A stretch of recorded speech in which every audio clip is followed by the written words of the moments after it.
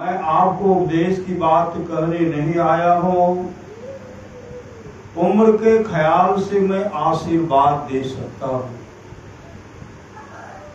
क्योंकि आप लोगों से मेरी उम्र अधिक है। मैं अपने लिए जो भलाई सोचा हूँ वही भलाई आप लोगों के लिए भी चाहता हूँ।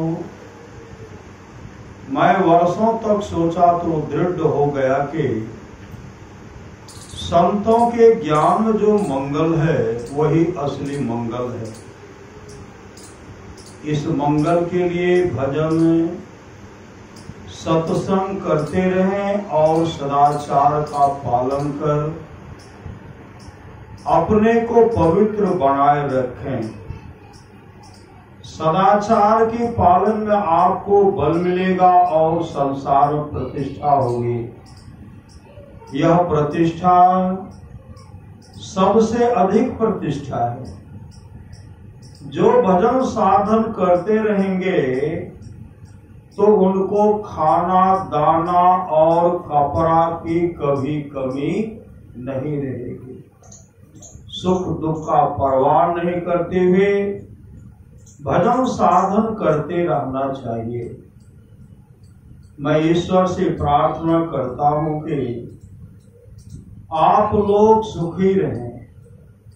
परम पूज्य महर्षि में परमहंस जी महाराज का यह आशीर्वचन दिनांक 22 मई 1967 ईस्वी को बिहार राज्य अंतर्गत भागलपुर स्थित महर्षि में आश्रम कोपा घाट में हुआ था। श्री सद्गुरु महाराज की जय। बंदो गुरुपद कंज कृपा सिंधु नरलोपहरि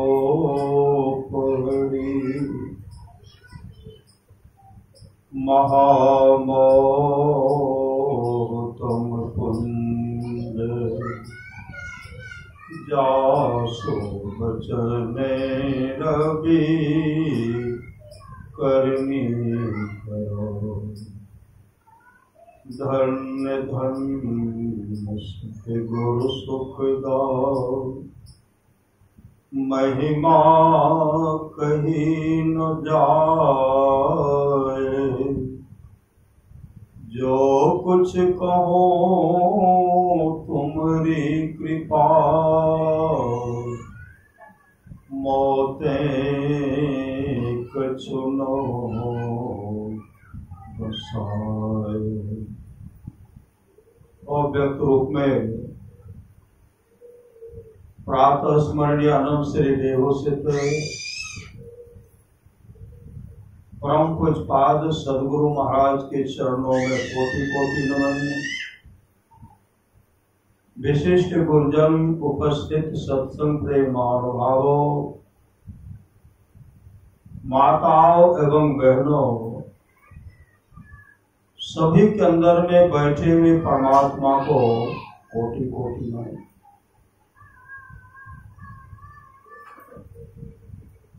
महापुरुष की वाणी है, मनुष्य जीवन की सफलता। मनुष्य जीवन की सफलता भगवत प्राप्ति में है। यह तन बार बार मिलने को नहीं है, इसलिए आगे की यात्रा के लिए अभी से भगवत भजन रूपी धन संग्रह करो। संत कबीर साहब की वाणी है, बार बार नर दे नहीं यह बिगड़े। चेत सके तो चेत कहत कब बिगड़े। कबीर सोई धन संचय जो आगे का होए। मात चढ़ाए गांठरी जातन देखा कोय। करिए नित सत्संग को बाधा सकल मिटाए। करिए नित सत्संग को बाधा सकल मिटाए। यह अवसर फिर ना मिले दुर्लभ नर्तन पाए। कहते सत्संग नित्य कीजिए, जो भी बाधा है विपत्ति है मिट जाएगी, और यह सुअवसर, यह मौका फिर हाथ आने वाला नहीं। अमर मुनि का उपदेश है 100 काम को छोड़ करके स्नान करना चाहिए, 1000 काम को छोड़ करके भोजन करना चाहिए, 1,00,000 काम को छोड़ करके सत्संग करना चाहिए, करोड़ों काम को छोड़ करके अपने जीवन के बागडोर को संत सदगुरु के हवाले करना चाहिए, करोड़ों काम को छोड़कर। भगवान श्री कृष्ण की वाणी है, निष्पाप उद्धव जी, कोई कितना भी अश्वमेध यज्ञ कर ले, कृष्ण चंद्रायण आदि आदि व्रत कर ले, उसके द्वारा मैं सुलभता से प्राप्त नहीं होता। बस एक सत्संग ऐसा जरिया है जिसके द्वारा मैं सुलभता से प्राप्त हो जाता, उस भक्त के वश में हो जाता और उस भक्त का परम कल्याण हो जाता। परमाराज सदगुरु की वाणी है, सत्संग करने के लिए बादशाही ठाट बाट की जरूरत नहीं है। वृक्ष के नीचे घास बिछा करके भी सत्संग करने के लिए सदा तैयार रहिए, सदा। गुरुदेव की वाणी। पुनः सदगुरु महाराज कहते हैं, थोड़ा सा भी सत्संग करो, बड़ा लाभ होता है।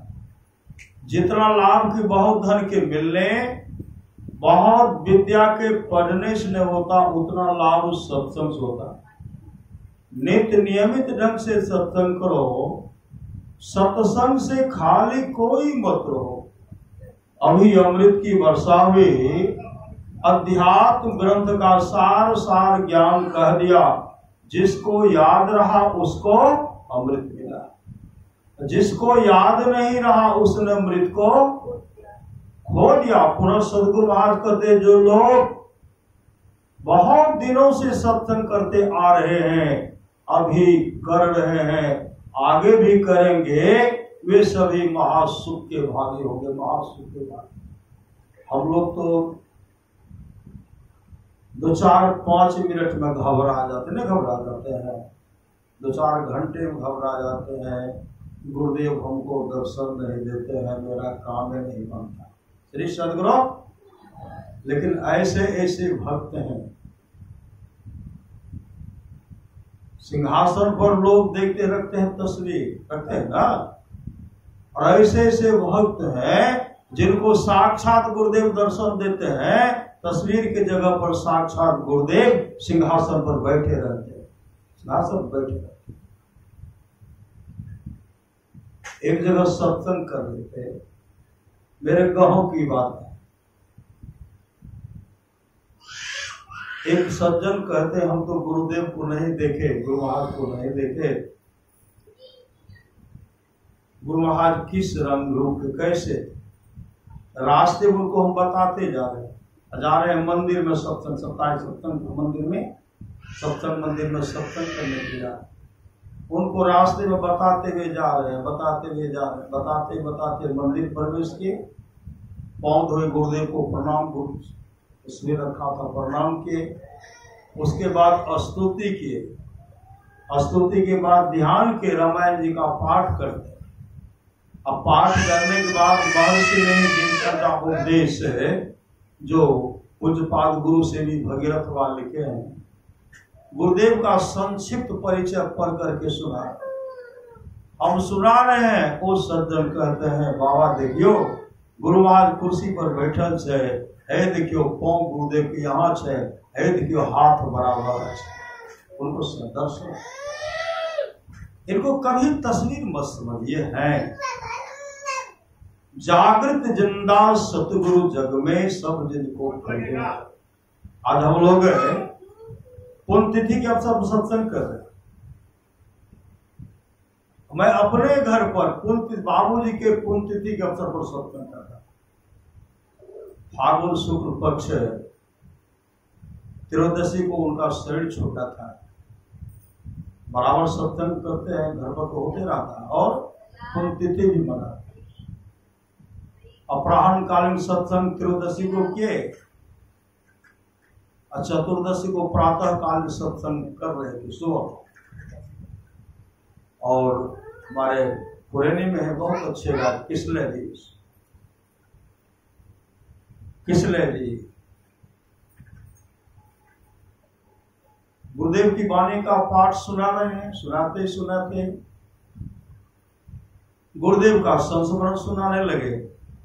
एक सज्जन बैठे हुए थे, उठ करके खड़े हो गए, कहते गुरु महाराज के देखियो गौची सत्संग मंदिर में जे गुरु महाराज टेरका लाठी, गुरु महाराज के हाथ में टेरका लाठी छे, वह लाठी लेके खड़ा छे, ये देखियो सबके देख रहा छे। सही सदगुरु वो भक्त अभी भी जीवित हैं, साक्षात गुरुदेव उनको दर्शन।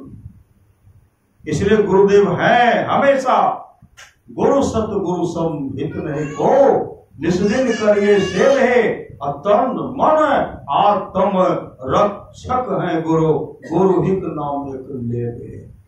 तन का रक्षा करने वाला, मन का रक्षा करने वाला, आत्मा का रक्षा करने वाला सामर्थ्यवान सदगुरु है।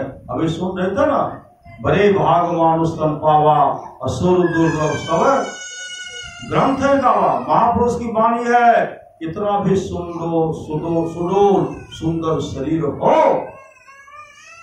एक न एक दिन उस शरीर की विदाई होगी, संसार से हम लोग चले। इसलिए शरीर के नश्वरता पर हमेशा विचार कीजिए।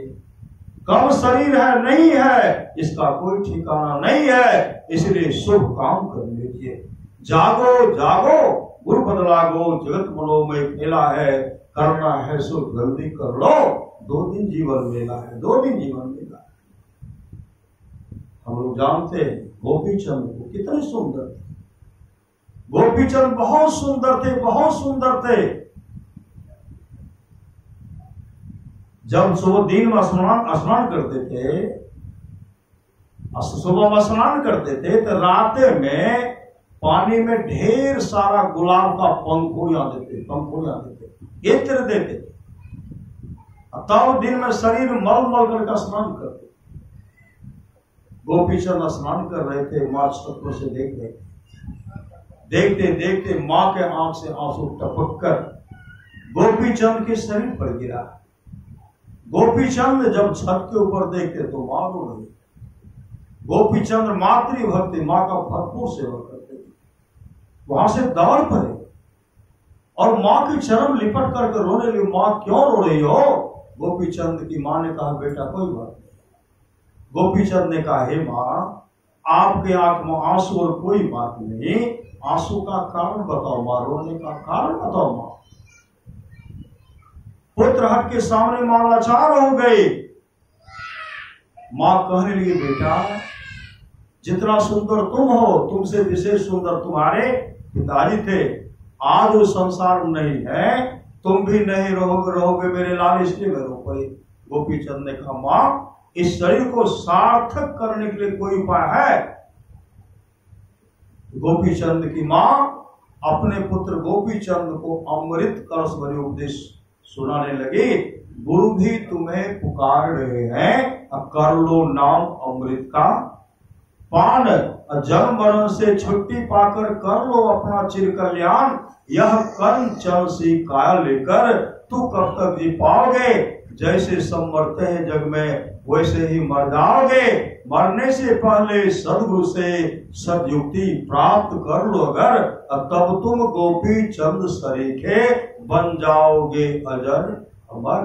माँ का उपदेश सुनकर गोपीचंद गुरु गोरखनाथ के पास आए, उनसे दीक्षा लिए, भजन भेद लिए, मुस्तैदी के साथ सत्संग नित्य और ध्यान नित्य करते हुए आत्मस्वरूप का दर्शन करके मोक्ष को प्राप्त किए। इसके लिए गुरु और सत्संग की बहुत बड़ी आवश्यकता है।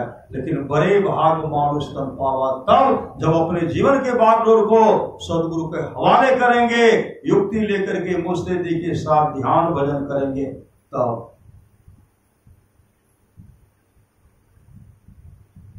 आप लोग जानते होंगे समुद्र के किनारे बहुत महात्मा सब ध्यान बैठे थे, बहुत महात्मा सब ध्यान बैठे हुए। एक के मुख से निकलता है, हम लोग बहुत कई वर्षों से ध्यान भजन करते हैं, भगवान दर्शन नहीं देते। एवं प्रकार से सब कहने लगे हमको भी तो दर्शन नहीं हुआ। और तब उनमें से कुछ बोलते हैं भगवान विष्णु भी मुंह देखा काम करते हैं, मुंह देखा देखने करते हैं, मुंह देखा देखी काम करते हैं। सबके मुंह से इसी तरह निकल पड़ा। अब ध्यान भजन को छोड़ रहा है। प्रहलाद 5 वर्ष की अवस्था में प्रहलाद को भगवान नरसिंह का दर्शन हो गया। ध्रुव को 5 वर्ष की अवस्था में भगवान विष्णु का दर्शन हो गया। हम लोग को कई वर्ष हो गया, अभी तक हम लोग को दर्शन नहीं दिए। सब जो सोच रहे अब करना ही नहीं है, भगवान विष्णु मुंह देखा देखी काम करते हैं। सब समुद्र के किनारे में अब यहां से चलना है। श्री सदगुरु यहां से चलना है तो एकाएक देखते बहुत सुंदर नाव आया, बहुत सुंदर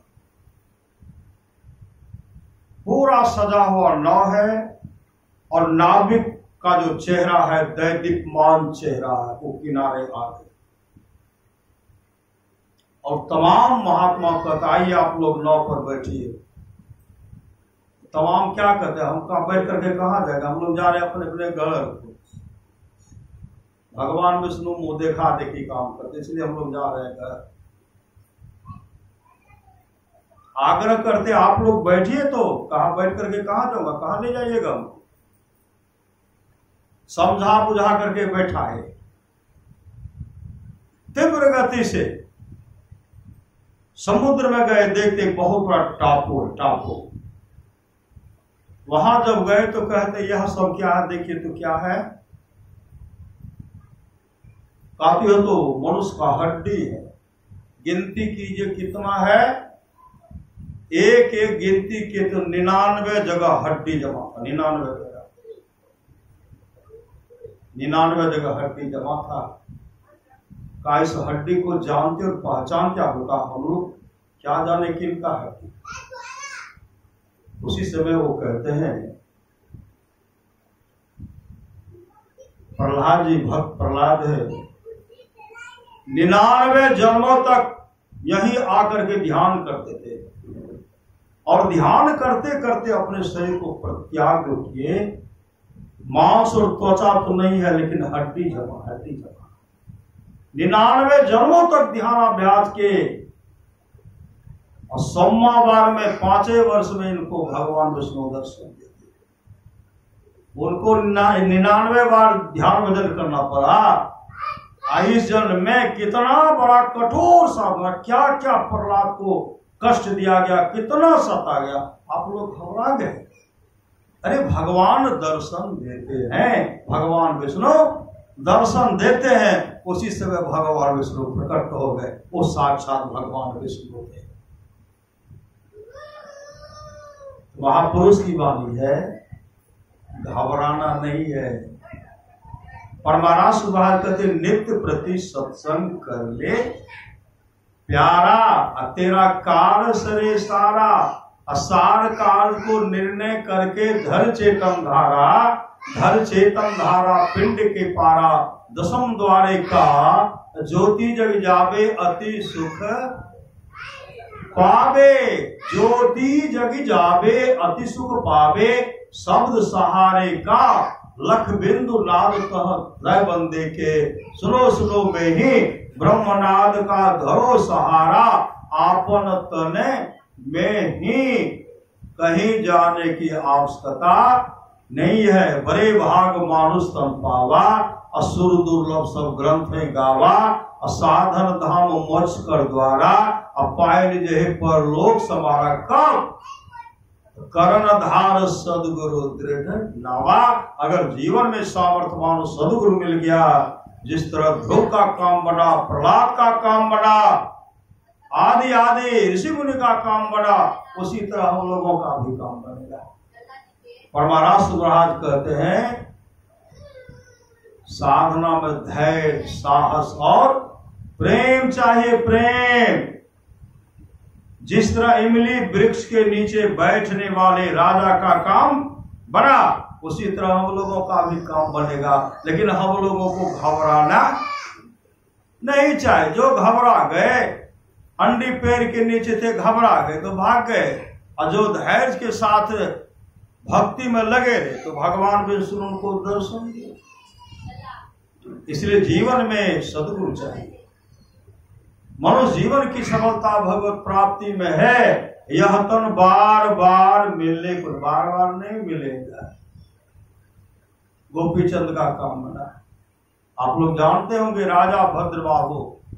राजा भद्रबाहु बहुत सुंदर थे, बहुत सुंदर, बहुत सुंदर।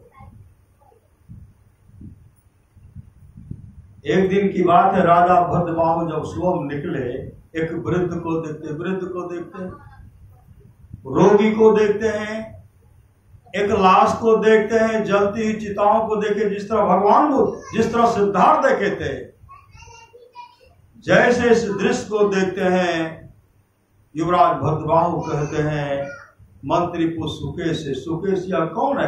कहा मनुष्य है, वृद्ध हो गया। कहा मैं भी बूढ़ा हो जाऊंगा। कहा हाँ। यह कौन है? कहा मनुष्य है, बीमार पड़ गया, रोगी हो गया, मैं भी रोगी हो जाऊं। कहा हाँ। कहा यह क्या? कहा आदमी मर गया, उसको जलाने के लिए के जा रहा, हमारी मृत्यु होगी, हमको भी जला करके राख कर दे। कहा हाँ युवराज हाँ। उसी समय निकले, वापस आए, राजमहल बातें हैं, अब उदास कर, अब भोजन करना बंद कर दी, भोजन नहीं कर। बड़े बड़े वैद्य हकीम डॉक्टर से इलाज कराया गया, लेकिन वो ठीक नहीं। अंत में राजगुरु को बुलाए। राजगुरु को जब बुलाए तो राजगुरु बहुत अच्छा ढंग से उनको समझाते हैं, युवराज इस तरह रहोगे विशाल राजपाट कैसे चले? विशाल राजपाट का देख रेख तुम्ही को करना पड़ेगा। भावी सम्राट राजा बनोगे तो, भावी सम्राट बनोगे, प्रजा का भरण पोषण तुम्ही को करना पड़ेगा।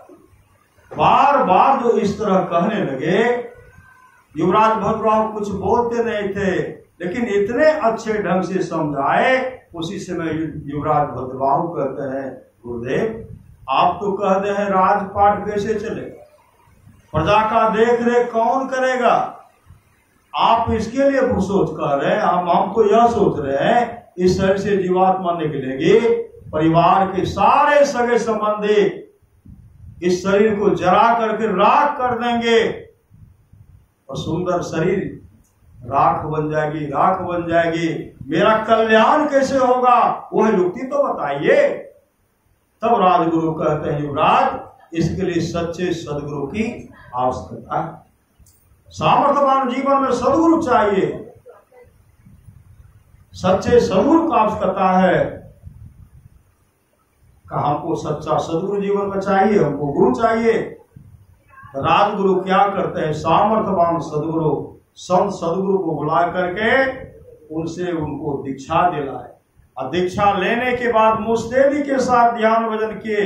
ध्यान भजन करने के बाद वो अपने आत्म स्वरूप का दर्शन करते हैं। अभी सुन रहे थे, औरों एक गुप्त मत सब है कहो कर जोड़, शंकर भजन बिना नर भक्ति न पावे मोड़।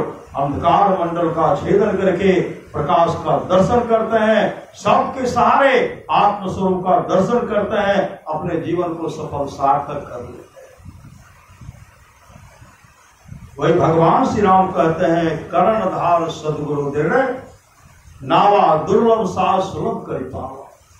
जोड़ तरे भव सागर नर समादस पाय, अशोकृत निंदक मंद मति आत्म हन गति जाए। आप लोग जानते होंगे राजा भोगनेश बहुत सुंदर थे, बहुत सुंदर, लेकिन संत को सताया करते थे।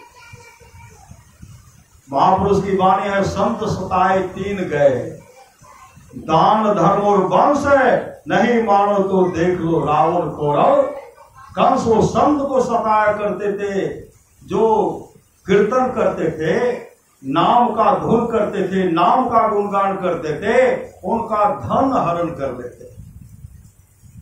किन्हीं को सत्संग करने के लिए नहीं देते थे, हरि कीर्तन करने के लिए किसी को नहीं देते। आप लोग जानते होंगे संत हरिमित्र को। संत हरिमित्र इतने सदाचारी संत थे ना, वो जब भजन गाते थे ना, भजन गाते थे, भगवान विठ्ठल प्रकट हो जाते थे, उनको दर्शन देते। राजा भूमरेश बुलाए, उनको कहते हैं आप कीर्तन नहीं कर सकते, मेरे राज में कोई कीर्तन नहीं कर सकते, मना ही कर। लेकिन कैसे हरि का गुणगान नहीं करेंगे, नाम का सुमरण कैसे नहीं करेंगे? घर में बैठ करके भजन गा रहे थे, किसी ने सुना, राजा से कहते महाराज संत जो है वह तो घर में कीर्तन करते हैं, काऊ को बुलाओ, सिपाही बुला करके ले जाकर के उनका सब धन हरण कर, सब धन ले। कायल को फांसी किसी ना होनी चाहिए, किसी ने कहा नहीं, संत है, संत को फांसी का मत दीजिए, और इनको देशे से निकाल दीजिए। देश से निकाल दिया गया, उनको देश से निकाल दिया। और दूसरे राजा के राज्य में जब गए ना, तो जैसे गए देखते भगवान विष्णु का मंदिर है, उस मंदिर में जैसे गए तो वो हरि कीर्तन करने लगे। पता लगाते लगाते कहाँ है, तो कहा उस राज्य के राजा के राज में विष्णु मंदिर है, उसमें वही हरि कीर्तन करता। कहा उनको वहां से फिर पकड़ के लाए। जैसे पकड़ने के लिए आए, दूसरे राजा का सिपाही आया, जो आए थे पकड़ने के लिए, उसको पकड़। और संत को क्यों सताते हो? कहा मेरे राजा के घर के पास इनका घर था, इनको राजा साहब कहे भजन नहीं करने के लिए, यहाँ आकर के भजन करते हैं, तो राजा करते हैं। कहते हैं मेरे राज के अंदर में बहुत मंदिर है, सत्संग मंदिर है, शिव मंदिर है, ठाकुर बाड़ी है, लेकिन हर जगह हरि कीर्तन है। यह करेगा, इसको तुम ले नहीं जा सकते। वो करने लगे, लेकिन इनका काम था संत को सताने का। जैसे रावण संत को सताते थे, कंस संत को सताते थे, दुर्योधन संत को सताते थे। संजोग से अभी सुन रहे थे ना, जौ पर लोग यहाँ सुध चाहूं, सुनिमम वचन हृदय दृढ़ गाहूं, सुलभ सुखद मार्ग या भाई भगति मोर पुराण सुध गाय। यदि परलोक और श्लोक में सुख चाहते हो तो मेरे वचनों को सुनो और उनको हृदय से दृढ़ता के साथ ग्रहण करो। सुलभ सुखद मार्ग या भाई भगति मोर पुराण स्मृति गाय। उसके अंदर में भक्ति नहीं थी। राजा भूमरेश के अंदर में भक्ति नहीं थी, न सत्संग था, न भजन था। उस संत को हमेशा सताने का काम करते थे, हमेशा सताते थे। तेरे सदगुरु हमेशा संत को सताने का काम करते थे, हमेशा संत को सताने का काम करते थे। राजा भूमनेश का शरीर छूटा, शरीर छूट गया। छूट जब गया, जमराज ने कहा तू तो जीवन में न दान न पुण्य कोई शुभ काम नहीं, संत का सम्मान करना चाहिए, तुमने संत का अपमान किया। संत को दान करना चाहिए, तुमने संत के धरोहर को हड़प लिया, इसलिए तुम्हारा शरीर छूटेगा। तुम अभी उल्लू के शरीर में जाओ, उल्लू के शरीर। जीवन में कोई अन्नदान, कोई दान पुण्य नहीं किया है, उल्लू का शरीर धारण करके पहाड़ के खोढ़ में रहोगे और तुमको अपने निज मृत शरीर का मांस भक्षण करना पड़ेगा, जो राजा श्वेत के लिए कहा गया। अपने शरीर का लाश तुमको खाना पड़ेगा। जोरों की जो भूख लगी, उसी समय उल्लू जो है राजा भूमरेश का लाश रखा हुआ है, वहां आकर के उसको नोच रहे और कहती है तो मेरा ही शरीर, आत्मा चला गया उल्लू में, शरीर तो मेरा ही है, लेकिन हम अपने शरीर के मांस को कैसे खाएं? नोच रहा। उसी समय संत हरिमित्र विमान से उड़ते हुए, विमान से भ्रमण करते हुए जा रहे थे। नीचे जब नजर पड़ता है, देखते हैं राजा भूमलेश का लाश है, एक उल्लू जो है उस शरीर को नोच रहा है, ऐसे नोच रहा है। संत हरिमित्र नीचे आते, कहते कौन हो जी, कौन हो जी? यह तो बहुत धर्मात्मा राजा जो संत को सताए। संत हरिमित्र कहते हैं यह तो बहुत धर्मात्मा राजा, यह तो इनका लाश है, इनके लाश को क्यों नोचते हो और नोच करके क्यों खा रहे हो? उसी समय वो उल्लू कहते महाराज, यह शरीर तो राजा भूमरेश का है, मेरा ही शरीर है, लेकिन उल्लू का शरीर जो धारण किया, इसे आत्मा निकल करके उल्लू का शरीर धारण, मेरी आत्मा जो उल्लू का शरीर धारण किया है, मैं ही राजा भूमरेश हूं। इसके अंदर में आत्मा राजा भूमरेश का है, उल्लू का शरीर जो है राजा भूमरेश शरीर को धारण किए हैं, यह शरीर तो मेरा है। संत हरिमित्र कहते आपकी ये दुर्दशा, कहा जमराज ने कहा तो संत का धन हरण क्या? संत को हरि कीर्तन करने से, सत्संग करने से तुमने बहुत परेशान किया है, उसके चलते तुमको उल्लू का शरीर धारण करके तुमको अपने शरीर का मांस खाना पड़ेगा। उसके बाद 60,000 वर्षों तक तुम कुत्ते की योनि में जाओ, 60,000 वर्षों तक। अब कुत्ते का योनि भोग करके अब तुम नरक में चले जाओगे, नरक में काफी दुख भोगोगे। महाराज इसीलिए रो रहा हूं, अभी तो शरीर का मांस खाना पड़ेगा, कई हजार वर्षों तक खाना पड़ेगा, उसके बाद हमको कुत्ते के शरीर में जाना पड़ेगा, 60,000 वर्षों तक कुत्ते के शरीर में जाना पड़ेगा, उसके बाद घोर नरक में दुख सहना पड़ेगा। महाराज इसलिए मैं रो रहा, मैं तो संत को सताया, मैं सत्संग भजन करने से मना ही किया, मैं आपको भी बहुत कष्ट दिया। उसी समय संत हरिमित्र को दया गई, कर्णधार सदगुरु नावा संत हरिमित्र को दया गई, और उसी समय कहते हैं जमराज ने कहा इस शरीर का मांस खाना पड़ेगा। हाँ मैं कह रहा हूं अब इस शरीर का मांस तुम नहीं खाओ।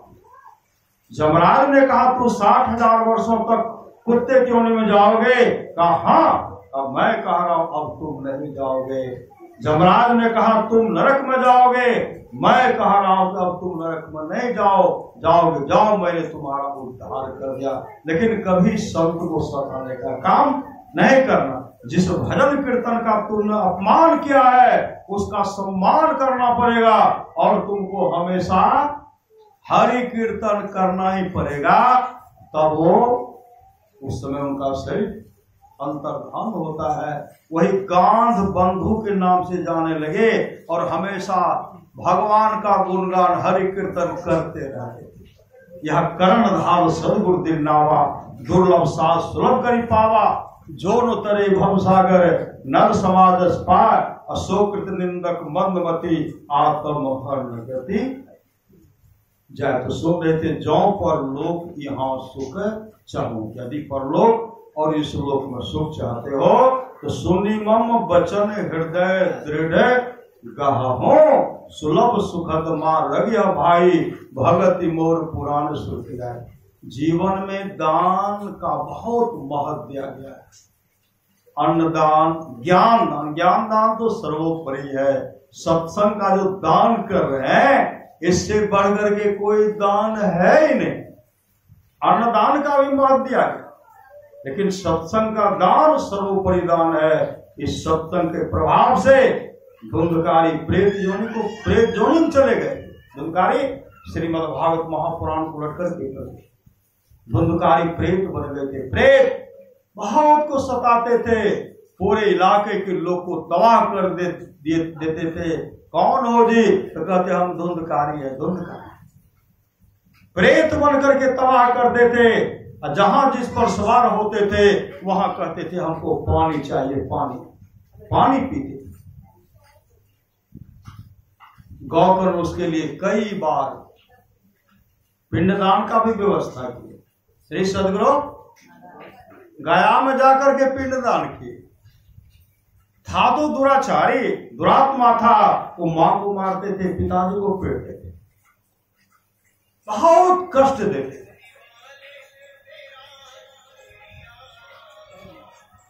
जैसे गौकर्ण आते हैं अपने घर पर ध्यान करने के लिए बैठे, उसी समय प्रेत के प्रेत बनकर के धुंधकारी आए भैंसा के रूप में। शरीर में आग लगा हुआ, बचाओ बचाओ भैया बचाओ, चीख रहे चिल्ला रहे बचाओ बचाओ। शरीर का पहचान नहीं है, आवाज है कि तो धुंधकारी का। बड़े बड़े वृक्ष उखाड़ करके फेंक देते। श्रीमद् भागवत महापुराण को पढ़िए, मिट्टी का ढेला जमा कर देते। गौकर्ण कहते कौन हो जी? कहते भैया हम तो धुंधकारी का। धुंधकारी तुम्हारी ये हालत क्या भैया? हम तो प्रेत बन गए हैं, मेरा भैया उद्धार करो भैया उद्धार करो। का तुम्हारे लिए तो मैंने बहुत समझ किया, का उससे मेरा काम नहीं बनेगा, मेरे लिए भैया सत्संग करवा दीजिए, भागवत कथा मतलब सत्संग करवा दीजिए। का सुबह होगा तब ना व्यवस्था करूंगा, कम से कम अभी तो शाम से हो। सुबह जब बात गांव के लोग से मिले, गांव के लोग को जो हम प्रस्ताव रखे, सबका जो धुंधकार तिन पर भी सवार होता है, उन पर भी सवार होता है, सबको तबाह करते हैं। तो गौकर्ण कहते हम चाहते हैं भागवत कथा, हम 7 दिन तक सत्संग कराना चाहते हैं, उसमें आप लोग हमको मदद कीजिए। सब मिल करके मदद किए।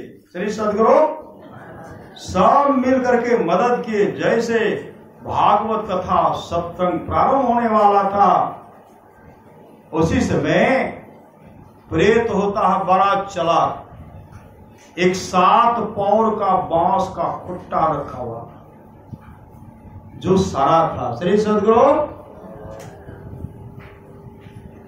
और उसमें छिद्र था, प्रेत उसमें प्रवेश कर गए, धुंधकार इसमें सूक्ष्म रूप से प्रवेश कर गए। एक दिन सत्संग सुने, एक पौर फटा, दूसरे दिन दूसरा, तीसरे दिन तीसरा, एवं प्रकार से 7वें दिन तक में 7वां पौर फट गया। और उसी समय दिव्य रूप में प्रकट होता है। कैसा रूप स्वरूप? भगवान विष्णु के रूप स्वरूप जैसा प्रकट होता है। उसी समय वैकुंठ लोक से विमान आया, भगवान विष्णु के पार्षद आए और विमान पर उनको बैठा करके लेके जब हरि कीर्तन करते हुए लेके चलने लगे, तो तमाम कहते सत्संग को हम भी सुन रहे थे, लेकिन विमान सिर्फ धुंधकारी के लिए क्यों?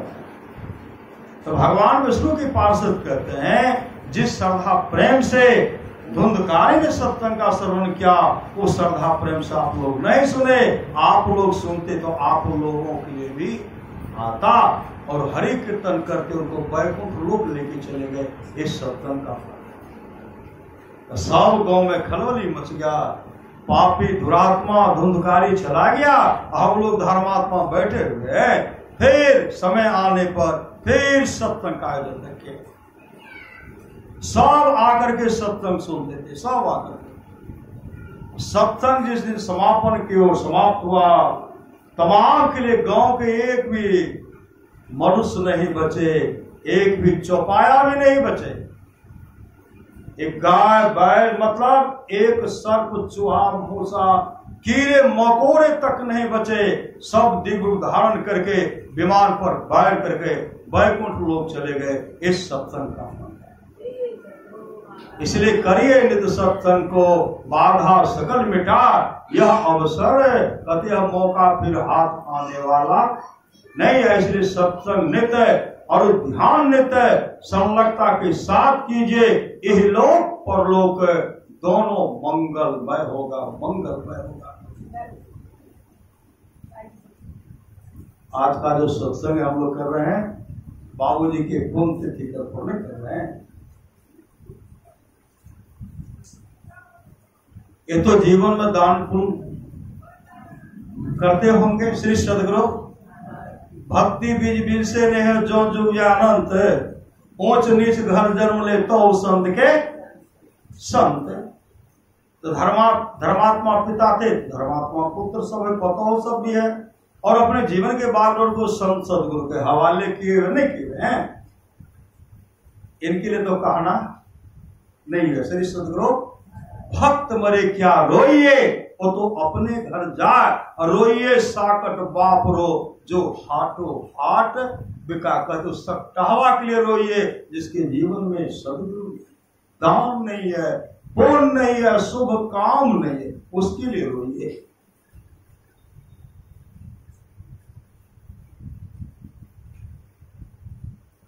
राजा श्वेत धर्मात्मा राजा थे, लेकिन दान नहीं किए। ब्रह्मलोक चले गए, शरीर छूटा, ब्रह्मलोक की प्राप्ति भी, लेकिन वहां उनको भूख प्यास सताती थी, भूख प्यास सताती। विदर्भ देश के राजा वसुदेव का पुत्र था राजा श्वेत। प्रेत योनि को ब्रह्मलोक को चले गए। अब ब्रह्मलोक में जाकर के भूख प्यास सताने लगी। महाराज ब्रह्मा जी कहते, भगवान मुझे जोरों की भूख लगी है। ब्रह्मा जी कहते हैं, ब्रह्मलोक में किसी को भूख प्यास नहीं सताती है। इसका मतलब है कि आपने दान नहीं किया, अन्न दान नहीं किया। आपको चिंता नहीं करना है, आपका भोजन का व्यवस्था हम कर दिए। कहा महाराज जल्दी से भोजन का व्यवस्था, भोजन हमको दीजिए। कहा सरोवर के किनारे में आपका तरोताजा लाश रखा। कहा महाराज लाश करना पड़ेगा। कहा आपने जीवन में अन्नदान नहीं किया है, अन्नदान नहीं किया तो आपको मिलेगा क्या? अन्नदान करते तब तो यहाँ भोजन की कमी नहीं होती। इसलिए आपको वह भोजन करना महाराज कब तक करना पड़ेगा? का 100 वर्षों तक, 100 वर्ष। पांव दियो चलने फिरने को, हाथ दियो हर यज्ञ करायो, मुख दियो प्रभु के गाय सुंदर साज, दियो परमात्मा पेट दियो बर पाप लगाए। पेट नहीं रहते करो सब भेंट नहीं रहते, चलते रहते काहे खेती बाड़ी ने। श्री सदगुरु अब आ रहे हैं, खा रहे हैं, जल्दी से सटा देते, फिर नहीं खाना पड़ेगा। हमें को सटाना है। आते थे, दूसरे दिन आते थे, एक बित्ता बढ़ जाता।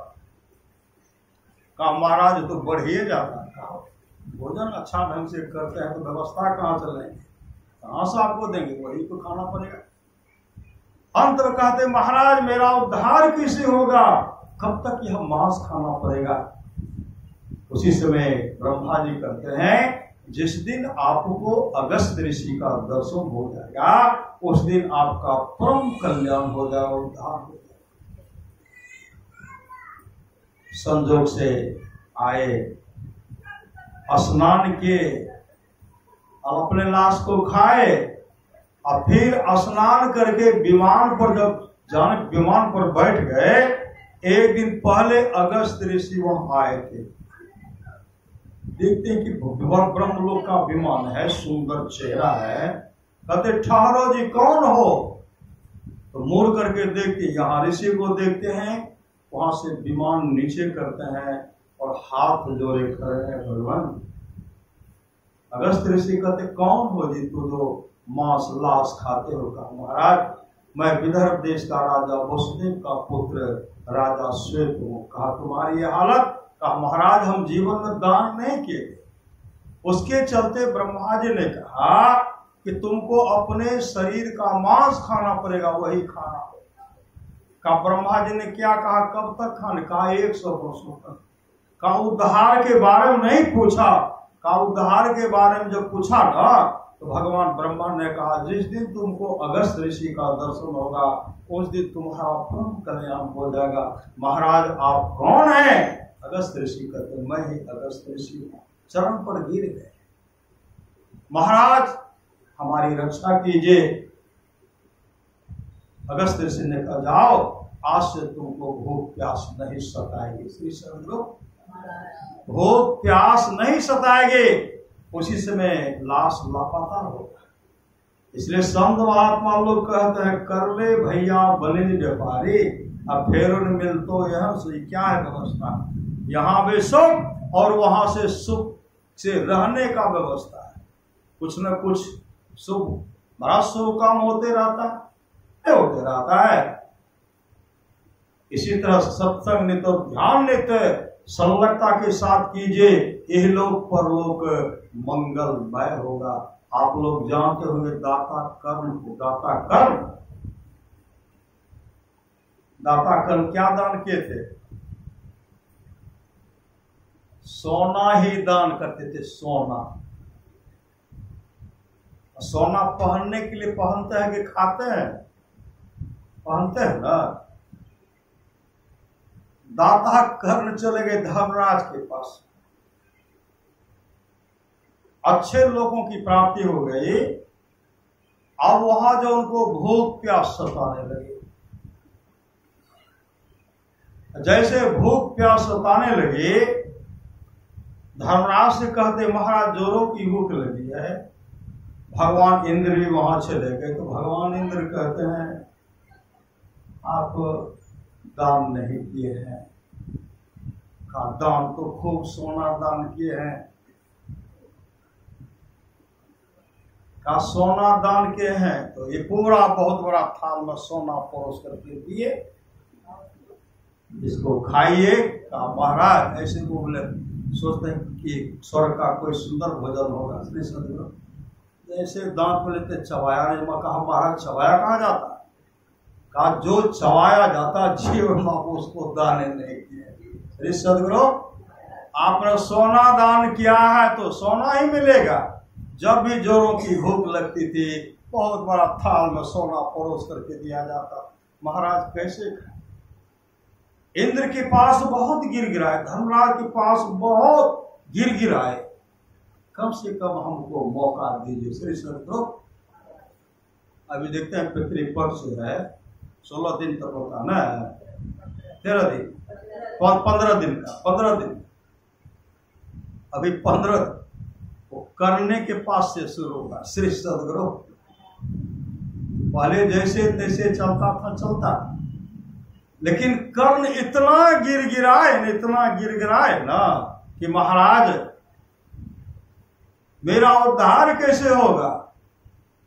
कर्ण पुनः मृत्यु लोक में आए, और मृत्यु लोक में जब आए तो 15 दिन तक वो अन्न का भंडारा किया।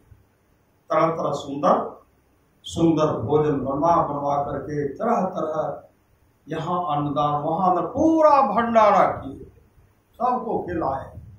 जब यहाँ से गए तो जो सुंदर भोजन यहाँ साधु महात्मा को या भिखारी खिलाए थे, सुंदर थाल सजा हुआ वो आनंद से खा रहे। श्री सदगुरु इसलिए दान कीजिए। पहला रोटी गाय को और दूसरा रोटी कुत्ता को। श्री सदगुरु और तीसरा रोटी कौवा को कहते हैं। साधु महात्मा को भी श्रद्धा से दीजिए। श्री सदगुरु सास ससुर को भी खिलाइए बढ़िया से। माँ बाप से बढ़कर जग में दूजा नहीं खजाना, जिसने जन्म दिया रे उसका दिल कभी ना दुखाना। माय बाप से बढ़कर दूजा प्यार ने छे, अभागलू मानव जकरा माय बाप ने छे। इसलिए जीवन में दान अन्नदान की बहुत बड़ी आवश्यकता है। अन्नदान कीजिए। आप लोग जानते होंगे एकनाथ जी महाराज ब्राह्मण कुल के थे और पहुंचे भी संत। एकनाथ जी महाराज जब सत्संग करते थे, एकनाथ जी महाराज के सत्संग में माँ गंगा आती थी। एकनाथ जी महाराज का सत्संग सुनने के लिए माँ गंगा आती थी। तमाम भक्त सब आते थे, लेकिन जो कहते थे हम ऊंचे कुल के हैं वो नहीं आते। मांस मछली खाने वाले जाति के अहंकार था, नहीं आती। इस सब को देते इनके सत्संग में हरि सोरी सब चला जाता। गुरुदेव को देखते हैं, सब संतन की बड़ी बड़ी हारे, कचिया पास खुरपी पास, MA पास, PhD पास, बड़े बड़े विद्वान से विद्वान गुरुदेव के चरण में आकर के मस्तक हो गए और सबके जीवन को मंगलमय बना दिया, मंगलमय बना दिया। आप लोग जानते होंगे, कटिहार में बेश्या थी जो गुरुदेव का सत्संग, लोग उनसे घृणा करते थे। जो सब जब गुरुदेव का सत्संग सुने, दौड़ करके वह मां आए और गुरुदेव के चरण लिपट गए। और किसी ने कहा, हुजूर ये पापनी है, अस्थिर है, आप लोग कुछ मत बोलो, सही सदगुरु। और सत्संग सुन करके वो दीक्षा ले ली, दीक्षा वो आग्रह करने लगे, हुजूर मेरे यहाँ चलिए। कहा आऊंगा, मैं आपके यहाँ जाऊंगा और वहां भोजन भी करूंगा। सही सदगुरु। गुरुदेव बाद में उनके पास आए, सत्संग भी किए, गुरुदेव भोजन भी किए। ऐसी सामर्थ्यवान सदगुरु हमारे सदगुरु हैं। भजमन सतगुरु दयाल काटे जम चाला, जात न पूछो साध की पूछ लीजियो ज्ञान, बहुत तक भौंदू बह गए राख जीव अभिमान। एक नाथ जी महाराज के बारे में जानते होंगे, कामर में जल लेकर के जा रहे थे, बद्री का आश्रम जा रहे थे। और जैसे कामर में जल लेकर के जा रहे हैं, एक गधा छटपटा रहा था और कामर का जल जैसे गधे के मुख में डालते हैं, कहते बद्री नारायण की जय, भगवान विष्णु प्रकट हो गए। औरों की नजर में गधा और एक नाथ जी महाराज की नजर में बद्री नारायण भगवान विष्णु ऐसे हाथ लगा करके पानी के लिए, यह सब हाथ है। एक नाथ जी महाराज अपने पिताजी के पुण्यतिथि के अवसर पर सत्संग करवा रहे थे।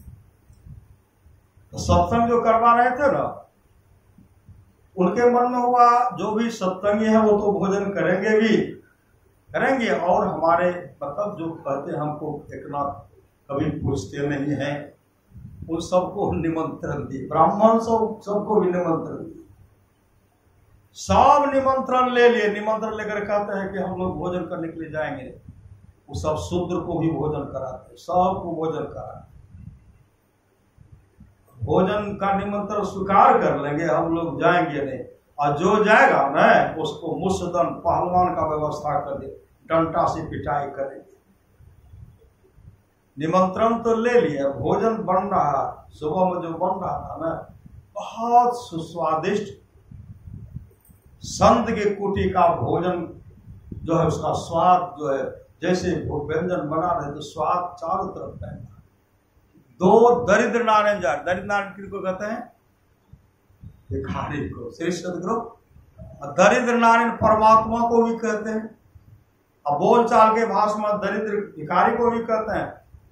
दो जा रहे थे, दोनों क्या कहते हैं?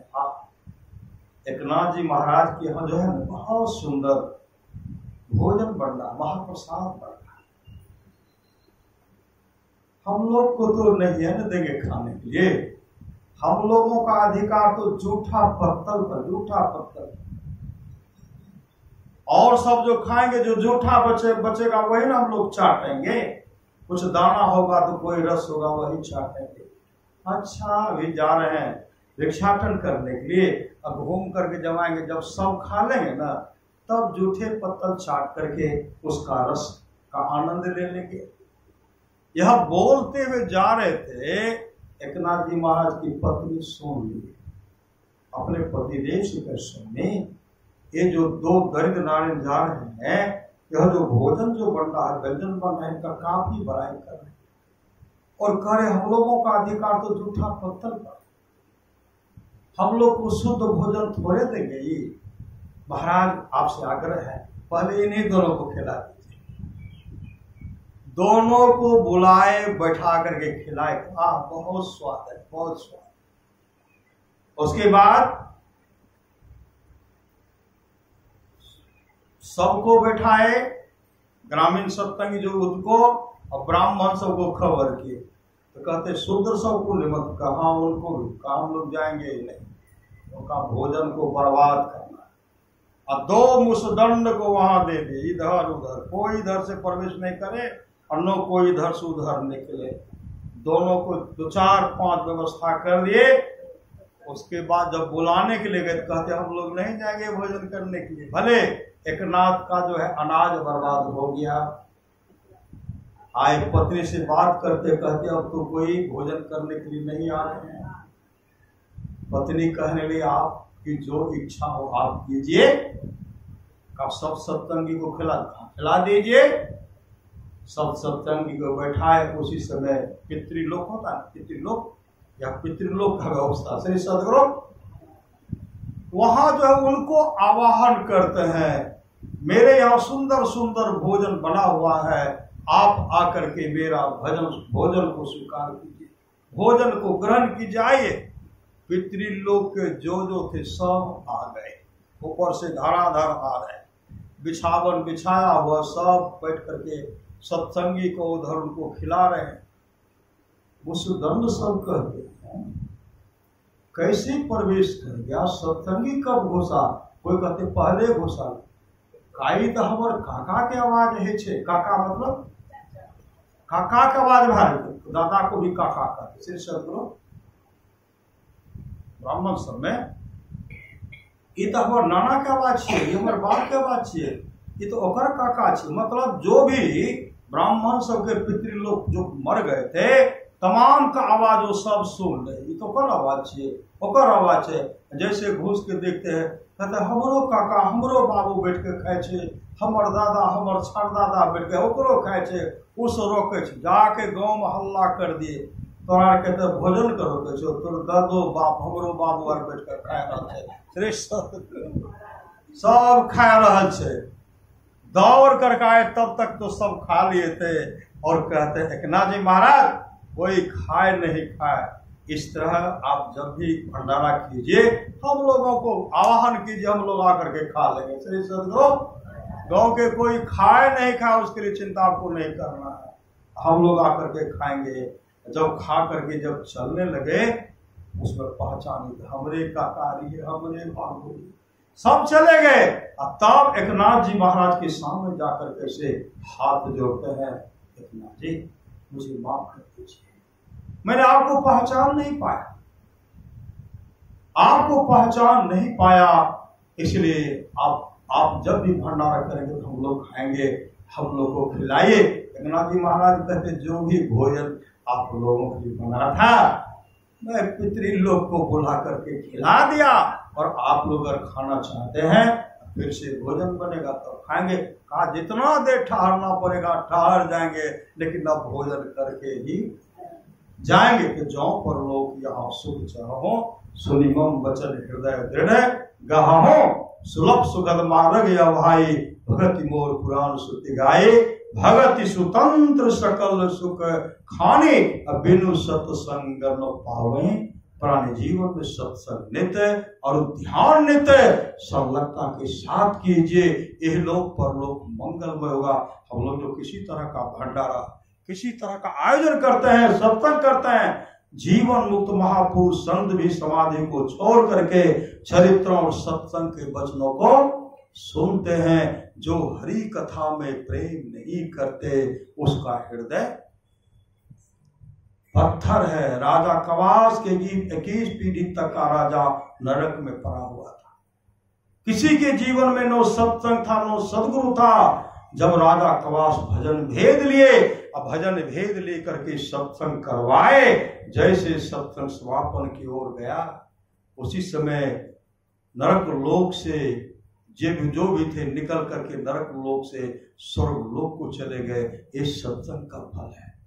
भगवान महर्षि रमन जब सत्संग करते थे उनके सत्संग में गाय आती थी, गाय, और संजोग से एक दिन गाय सत्संग में नहीं आई।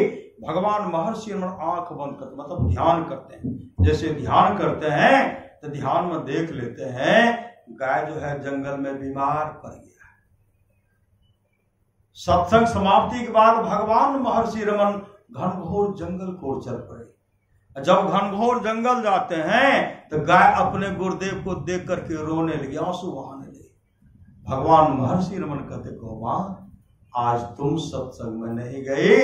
गाय रोकर कहने गुरुदेव क्या करूं, आज मेरे शरीर में बुखार है, कष्ट है, पीड़ा है, इसलिए मैं सत्संग में नहीं जा पाई। भगवान महर्षि रमन कहते गौमा को तो तुम्हारे शरीर में जो कष्ट है, पीड़ा है, बुखार है, सबको दूर कर दो। गाय रोकर कहने गुरुदेव अब इस शरीर में रहने की इच्छा लालसा नहीं है। आपके पास जाकर मैं बराबर आपका दर्शन क्या करते थे, सत्संग श्रवण क्या करते थे, उस पुण्य के चलते अब इस शरीर को परित्याग करूंगी। अब परित्याग करके दिव्य रूप धारण करूंगी। विष्णु लोक से विमान आने वाला है, विमान पर बैठकर विष्णु लोक को चले जाऊंगी और भगवान विष्णु की चरण की अधिकारिणी बन जाऊंगी। गाय उसी से अपने गुरुदेव के सामने अपने शरीर को परित्याग करती है, दिव्य रूप धारण करती है, विष्णु लोक से विमान आता है, विमान पर बैठकर भगवान विष्णु के पार्षद हरि कीर्तन करते हुए उनको विष्णु लोक लेके चले गए और भगवान विष्णु के चरण की अधिकारिणी बन गए। इस सत्संग का फल है।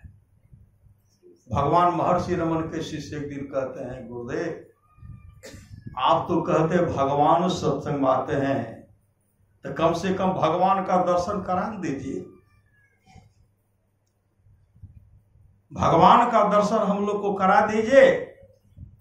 तो 7 दिन तक सत्संग का आयोजन रखे, अंतिम दिन भंडारा रखे, बीच में जो चलता था सामूहिक भंडारा, पूरा भंडारा रखे, अंतिम दिन भंडारा का। पहले दिन तो भगवान आएंगे, बराबर आएंगे, लेकिन अंतिम दिन भी भगवान आएंगे। तो सबके मन में था पहले दिन आएंगे तो बाद में दर्शन हम लोग कर लेंगे। तो बाद में भगवान विष्णु का दर्शन, भगवान आएंगे और उनका दर्शन करेंगे।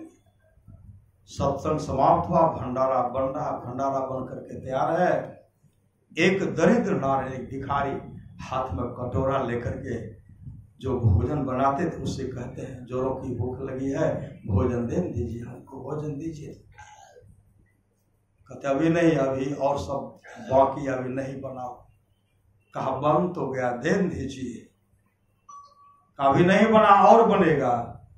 कहा सब कुछ तो बन गया, दे दीजिए। तब कहते हैं पहले भगवान को चढ़ाएंगे तब ना। कहा भगवान को चढ़ा दीजिए और हमको जल्दी से दे दीजिए। कहा भागते हो कि नहीं, हम अपने मन से चढ़ाएंगे। अब पहले तुम कहते हो भगवान को चढ़ा करके हमको दे दीजिए। पहले भगवान को चढ़ाएंगे, साधु महात्मा उनको खिलाएंगे, तब बाद में। कहा हमको जोरों की भूख लगी है, दे दीजिए। जोरों की भूख लगी है, दे दीजिए। बहुत आग्रह जब किए ना, रोटी भात तो नहीं है मिला, थापे मिला। श्री सदगुरु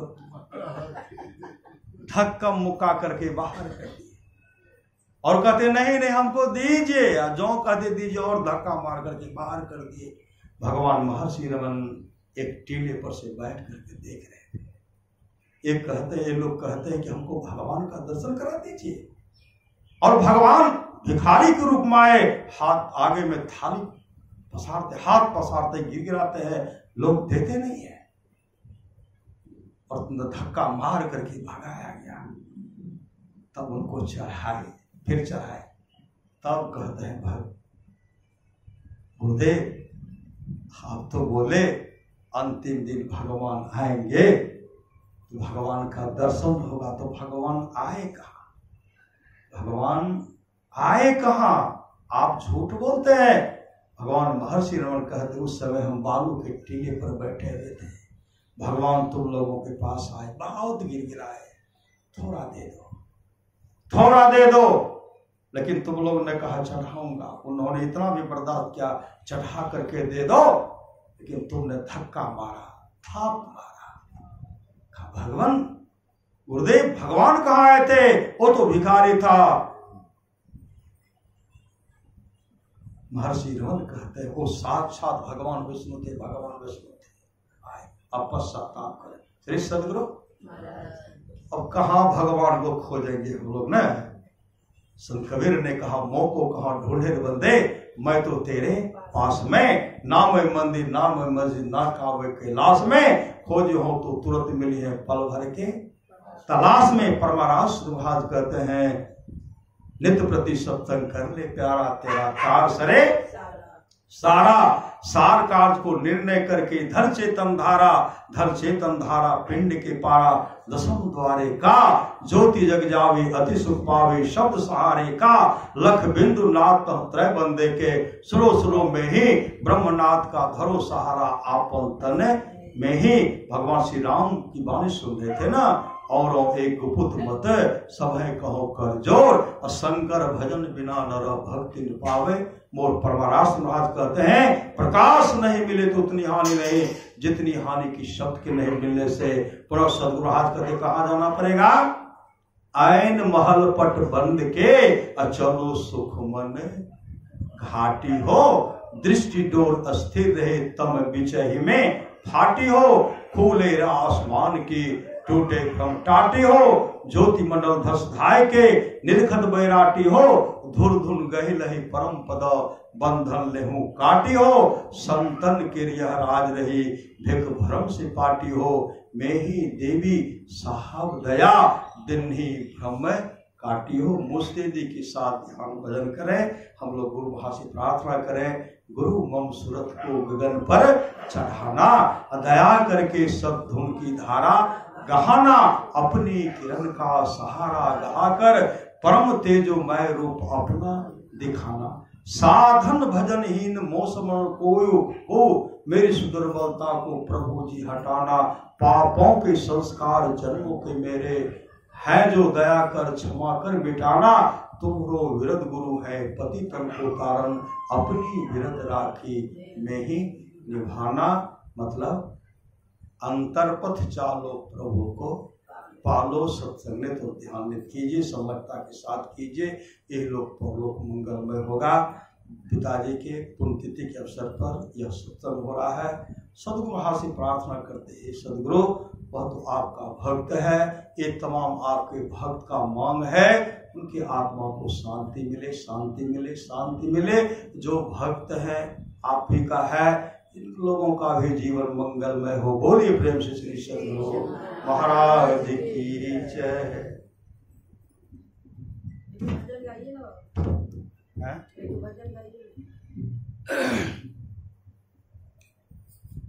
गुरु सत्य गुरु समय हित नहीं को,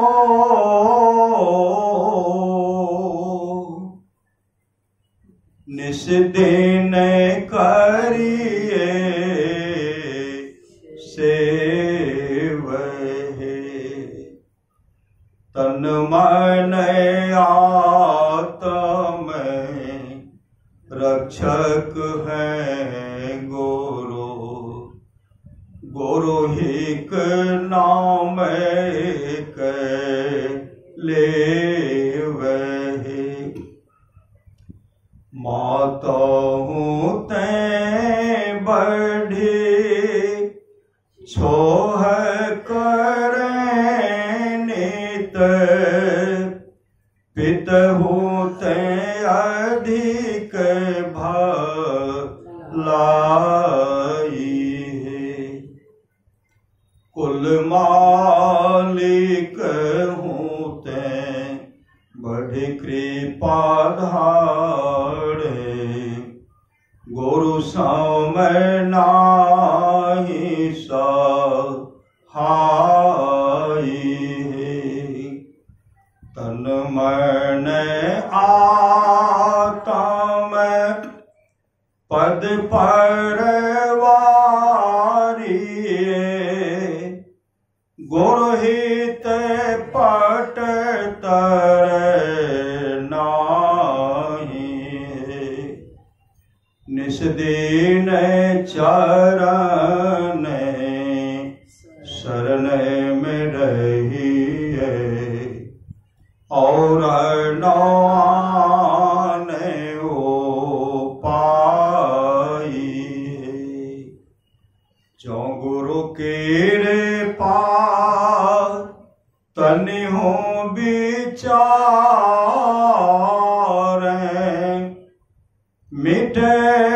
कल्पना सो गए। गुरु समय दाता साहिब नाही, गुरु गुरु जपिए लोग गए। गुरु तजी और नाम चित बसाइए। गुरु गुरु गुरु गुरु नीत जपते रहिए में ही कर जोरी। गुरु चरणन धरी चित है। गुरु तजी और नाम चित बसाइए। गुरु गुरु गुरु गुरु नीत जपते रहिए में ही कर जोड़ी। गुरु चरणन धरी चित है। गुरु सतगुरु समय हित नहीं को। निस दिन करिए सेव। तनवार आत्म रक्षक है गुरु। गुरु हिक नाम एक ले वहे। श्री सद्गुरु महाराज की जय।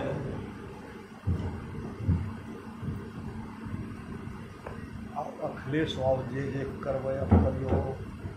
अहाँ कुछ कहबै तो कहियो, जे करबै करियो। अहाँके साथ छोड़ि देने छियै हम। अहाँके साथ श्यामोके साथ छोड़लियै। ठीक।